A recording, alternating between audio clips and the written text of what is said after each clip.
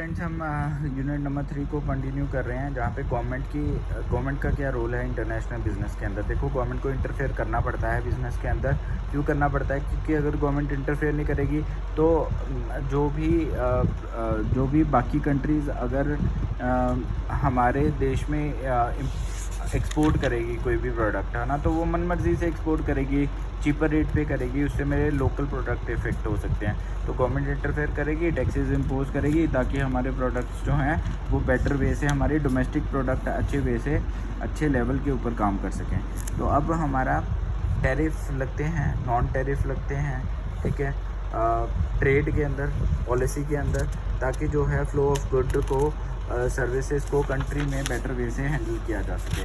अब इसमें सबसे पहले टॉपिक है हमारा economic and non economic rational for government intervention, जो कि इस वीडियो का पार्ट रहेगा, जिसमें हम स्टडी करेंगे फ्री ट्रेड के बारे में। देखो, जो फ्री ट्रेड है ना, उसमें कोई भी टैरिफ नहीं लगता, कोई भी कोटा नहीं होता, कोई भी रिस्ट्रिक्शन नहीं होती, ना ही कोई टैक्स इम्पोज किया जाता है, ताकि लोग जो है वो फ्रीली ट्रेड कर सकें और फ्रीली ट्रेड से वो जो है म्यूचुअल बेनिफिट्स ले सकें। अब इसकी फेवर में एक आर्ग्यूमेंट आया था, जहाँ पे सैमुअलसन नाम के एक इकोनॉमिस्ट थे, अमेरिकन इकोनॉमिस्ट थे, जिसने ये बोला था कि फ्री ट्रेड जो है वो म्यूचुअल बेनिफिट देगा, दोनों को प्रोडक्शन एफिशिएंसी दोनों की बढ़ाएगा, ठीक है, इकोनॉमिक ग्रोथ दोनों की होगी, कॉम्पिटिटिव लेवल जो है वो बढ़ने से प्राइसेस रिड्यूस हो जाएंगे फ्री ट्रेड में, ठीक है। अब फ्री ट्रेड जो है एफिशिएंसी तो ग्रोथ को भी प्रमोट करती है। कैसे? अब स्पेशलाइज, अब देखो, कुछ कंट्रीज़ हैं वो किसी प्रोडक्ट को बनाने में स्पेशलाइज्ड हैं, तो वो उसको इतना बनाए कि वो सरप्लस में उस चीज़ को प्रोड्यूस करे, ताकि वो एक्सपोर्ट करके अपनी इकोनॉमी को ज़्यादा स्ट्रॉन्ग कर सके और ग्रो कर सके। तो ये है आपका free trade promotes efficiency and growth. अब आता है free trade reduces prices to competitive level. अब लेट्स सपोज अगर फ्री ट्रेड होती है इंडिया और यूएसए में, तो वहाँ पे लेट्स सपोज आईफोन की बात करते हैं, तो आईफोन वहाँ पे मैन्युफैक्चर होता है, वो यहाँ पे फ्री ट्रेड की पॉलिसी के अंडर आता है। फ्री ट्रेड मतलब कोई भी टैक्स नहीं लगा उस पर, हालांकि लगता है इसीलिए वो इंडिया में महंगा है। पर अगर नहीं लगता लेट्स सपोज, तो उस केस में क्या होगा, बाकी कंपनीज डर जाएंगी, जैसे कि सैमसंग है, नोकिया, वो डर जाएंगी कि भाई अब कंपटीशन इंक्रीज़ हो गया, हमें अपने प्राइसेस को रिड्यूस करना पड़ेगा, तो उनको प्राइसेस को अल्टीमेटली रिड्यूस करना पड़ सकता है। तो यही फ़ायदा फ्री ट्रेड के अंदर मिलता है। देन फ्री ट्रेड प्रमोट करते हैं इकोनॉमिक वेलफेयर को। इकोनॉमिक वेलफेयर से मतलब है कि फ्री ट्रेड जो है उसके अंदर हम एफिशिएंट यूटिलाइजेशन ऑफ रिसोर्सेज करते हैं, ताकि लोअर कॉस्ट ऑफ प्रोडक्शन को प्रमोट किया जा सके, ठीक है, और आपकी इकोनॉमी को बूस्टअप किया जा सके, ठीक है, कम से कम कॉस्ट में हमें प्रोडक्ट को बनाना है। Then empirical verification of argument for free trade. अब एम्पेरिकल वेरिफिकेशन क्या होता है? एम्पेरिकल मतलब कुछ न्यूमेरिकल वेरीफाई करना। किस चीज़ को वेरीफाई करना?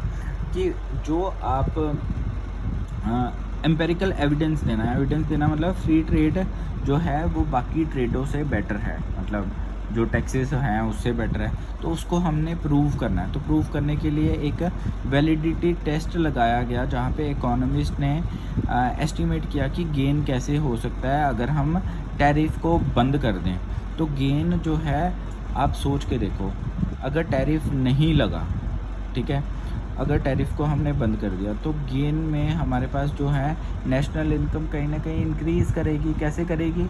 अगर टैरिफ नहीं लगा तो इंपोर्ट करेंगे बाहर से प्रोडक्ट, ज़्यादा इंपोर्ट करेंगे ना, तो बाकी कंट्रीज़ भी ज़्यादा उसमें अपने प्रोडक्ट्स को इंडियन मार्केट में या किसी भी मार्केट में लेके आएंगे, तो ज़्यादा लोग उसको परचेज़ करेंगे, ठीक है। तो उससे भी जो है गेन कहीं ना कहीं देखने को मिलेगा।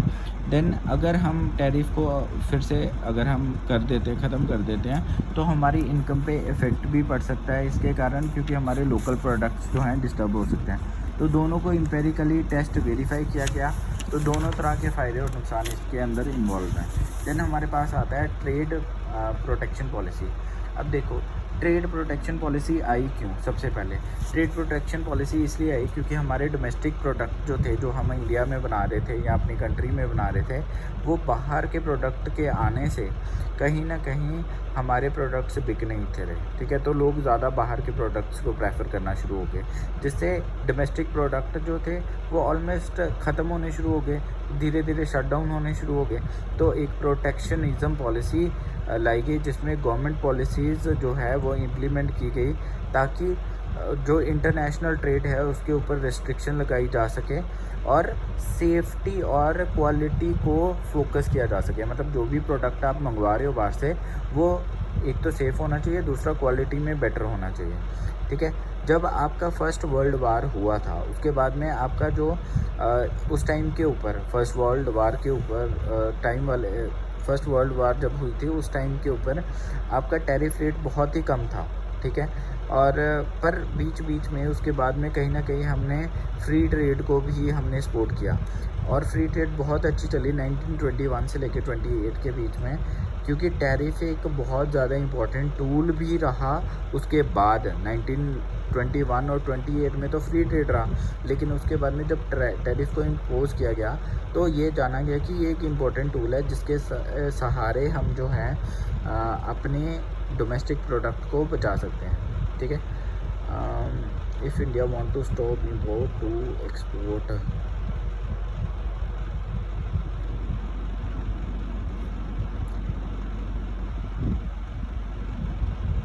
अगर इंडिया चाहता है, इसमें एग्जांपल दिए कि अगर इंडिया चाहता है कि वो इंपोर्ट को रोके, ठीक है, तो इंपोर्ट को रोकने के लिए उसको टैरिफ जो है अच्छा लगाना पड़ेगा। जैसे आईफोन के ऊपर उसने ऑलरेडी अच्छा टैरिफ लगाया, इसीलिए आईफोन इंडिया में जो है वो महंगा है। Then argument for trade policy में ट्रेड प्रोटेक्शन में क्या आता है, कौन कौन से इसकी फेवर में आर्ग्यूमेंट्स आए कि भाई ट्रेड प्रोटेक्शन होनी चाहिए, गवर्नमेंट को इंटरफेयर करना चाहिए। तो ये क्यों आया, ये क्यों आर्ग्यूमेंट आया? सबसे पहले कि हम स्मॉल जितनी भी इंडस्ट्रीज़ हैं, है ना, उनको फॉरेन कंपटीशन से बचा सकें, क्योंकि अगर फॉरेन लेवल के ऊपर छोटी कंपनीज इनिशियल लेवल के ऊपर ही कम्पीट करना शुरू कर देंगी तो उस केस में हमारी वो तो उठ ही नहीं पाएंगी, है ना, इतना ज़्यादा हैवी कंपटीशन है, क्योंकि स्टार्टिंग में उसकी जो कॉस्ट ऑफ मैन्युफैक्चरिंग है वो बहुत ज़्यादा होती है, ठीक है, तो वो धीरे धीरे ग्रो करती है। देन जो भी आपकी न्यू स्मॉल इंडस्ट्रीज़ थी, है ना, वो कहीं ना कहीं डाई आउट होना शुरू होगी फॉरेन कंपटीशन के कारण, तो उसको हमें बचाना था, इसलिए हमने जो है ट्रेड प्रोटेक्शन को हम लेके आए, ठीक है। हाँ, दूसरा हमारा क्या था कि जब हम टैरिफ इम्पोजिशन करते थे इंपोर्टेड गुड्स के ऊपर, है ना, तो हमारे कहीं ना कहीं प्राइस जो थे वो कंपेरेबल हो जाते थे अच्छी इंडस्ट्रीज़ के साथ में, ठीक है। तो उस केस में भी हमें लगता था कि कंपेरेबल हो गए हैं प्राइसेस, है ना, तो ऑब्वियसली लोग बाहर के प्रोडक्ट को ज़्यादा प्रेफर करना शुरू कर सकते हैं, तो इसलिए ट्रेड प्रोटेक्शन हम लेके आए ताकि इस चीज़ को जो है वो बंद किया जा सके। देन हमारे पास जो है जो टैरिफ प्रोटेक्शन था वो हमने रिकमेंड किया कि भाई इसको उन्हीं पे लगाओ जो न्यू जो है इंडस्ट्री मार्केट में आई है ना, जैसे स्मॉल इंडस्ट्री अभी उसने स्टार्टअप ही किया है तो उसके ऊपर ये पॉलिसी इम्प्लीमेंट करो ताकि जब वो ग्रो कर जाए है ना, जब वो ग्रो कर जाए तो उस चीज़ के ऊपर हम हटा सकें, ठीक है, उस टैरिफ को हम हटा सकें।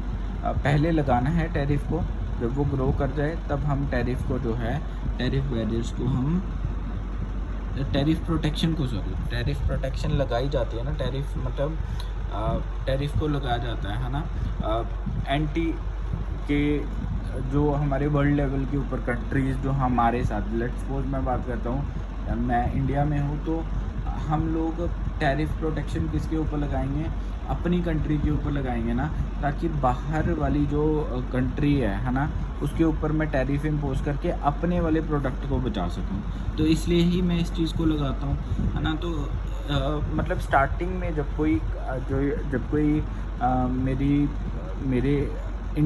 जब कोई बाहर वाली कंपनी इंडिया में इन्वेस्ट करना चाहती है तो स्टार्टिंग में उसके हम जो है इस पॉलिसी को इम्प्लीमेंट कर देंगे, जैसे ही वो कंपनी ग्रो करेगी तो हम उसको टैरिफ को जो है रिमूव कर देंगे। So this was all about this. Then diversification of industries में क्या आएगा कि according to the trade theory वो कहता था कि जो कंट्री स्पेशलाइज है किसी पर्टिकुलर में, है ना, तो वो उसका कंपैरेटिव एडवांटेज ले, ठीक है। कंपैरेटिव एडवांटेज ले, लेकिन वो किस में ले सकता है, जब वर्ल्ड वार नहीं होगी तभी वो कंपैरेटिव एडवांटेज ले सकता है। अगर वर्ल्ड वार हो जाएगी फिर से कहीं ना कहीं ट्रेड इफेक्ट होगी। तो कोई भी इस केस में जो है आपकी इकोनॉमिक इंटीग्रेशन नहीं होती, इस केस में कोई पॉलिटिकल और इकोनॉमिक राइवलरी नहीं होती, तभी हम जो है एक पर्टिकुलर चीज़ के ऊपर फोकस करके उसको इम्प्रूव कर सकते हैं। ठीक है, तो इंडस्ट्रीज़ तभी ग्रो करेंगी अगर हम लोग जो हैं अंडर सर्टेन कंडीशन, है ना, तभी हम ग्रो कर सकते हैं। और उस कंडीशन में यही है कि वर्ल्ड वार नहीं होनी चाहिए, वर्ल्ड इकोनॉमी जो है, वर्ल्ड की जो इकोनॉमी जीडीपी है वो स्टेबल होनी चाहिए। ठीक है, और कोई भी पॉलिटिकल और इकोनॉमिक राइवलरी नहीं होनी चाहिए, कोई भी इकोनॉमिक इंटीग्रेशन या फॉर्मेशन ऑफ कोई भी ट्रेडिंग ग्रुप, ऐसे कुछ नहीं, ग्रुप्स वगैरह नहीं बनाने इस केस में। ठीक है, देन प्रमोशन ऑफ एम्प्लॉयमेंट में आता है कि इसमें आपके पास आता है कि जो टैरिफ को हम इंपोर्ट्स के ऊपर लगाते हैं, वो क्या करते हैं, जब टैरिफ लगाएंगे हम कोई इंपोर्ट कर रहा है ना, तो जब टैरिफ को लगाएंगे तो क्वांटिटी इंपोर्ट की जो है वो डिक्रीज़ हो जाएगी, जिससे मेरी डोमेस्टिक जो मेरी लोकल लेवल की प्रोडक्शन है वो इनकरेज होगी कि ठीक है भाई, अब टैरिफ उस पर लग गया है तो अब इंपोर्ट कम होगा, तो उससे डोमेस्टिक जो है वो बढ़ जाएगा। जैसे ही डोमेस्टिक बढ़ेगा तो वहाँ पे जॉब अपॉर्चुनिटी भी आपकी इंक्रीज़ कर जाएगी। ठीक है, then improving the terms of trade. Terms of trade में क्या है कि बैलेंस्ड टैरिफ लगाना है, ये नहीं है कि बहुत ज़्यादा टैरिफ लगा दिया, तो एक बैलेंस्ड वे में लेके चलना है, हर एक चीज़ को कंसिडर करके चलना है। ऑप्टिमम जो टैरिफ है वही लगाना चाहिए, डेंजरस वाला नहीं लगाना। ठीक है, कि जिसमें नुकसान हो। एंटी डंपिंग टैरिफ क्या होता है, डंपिंग देखो क्या होता है, एक्सपोर्ट करना गुड्स को फॉरेन कंट्री को लोअर प्राइसेस पे। ठीक है, अब देखो क्या होता है, गवर्नमेंट को बहुत ध्यान रखना पड़ता है कि जैसे एक एग्जांपल थी कि चाइना ने ना बहुत पीछे जब इनका ट्रेड साइन हुई यूएसए के साथ, तो चाइना ने बहुत सस्ते प्रोडक्ट देने शुरू कर दिए यूएसए में, जिससे उसके कहीं ना कहीं उसको पता लग गया कि मेरी इंडस्ट्री इफेक्ट हो रही है।